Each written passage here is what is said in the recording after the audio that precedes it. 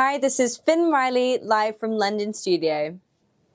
The US has imposed sweeping new sanctions on Russia's two largest oil companies, Rosneft and Lukoil, in response to Moscow's continued military aggression in Ukraine and its latest series of nuclear exercises. The move signals a significant escalation in Washington's economic pressure campaign, aiming to weaken Russia's capacity to sustain its war effort. The sanctions were announced shortly after US President Donald Trump canceled a planned summit with Russian President Vladimir Putin, citing discomfort with Moscow's actions. "It didn't feel right to me," Trump told reporters, confirming the abrupt withdrawal from talks. According to the US Treasury Department, the restrictions target Russia's main sources of wartime revenue, its oil exports, marking what officials describe as a decisive step toward ending the conflict. Treasury Secretary Scott Bessent emphasized that now is the time to stop the killing, urging an immediate ceasefire.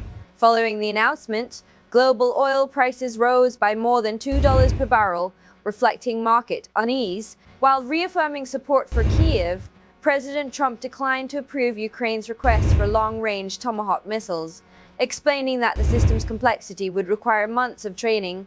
In his meeting with NATO Secretary General Mark Rutte, Trump stated that the US remains committed to peace, but cannot ignore Moscow's escalation. In a parallel show of force, Russia conducted extensive nuclear readiness drills. Footage released by the Kremlin showed General Valery Gerasimov, chief of the General Staff, briefing Putin on missile launches from ground platforms, submarines, and aircraft, including intercontinental.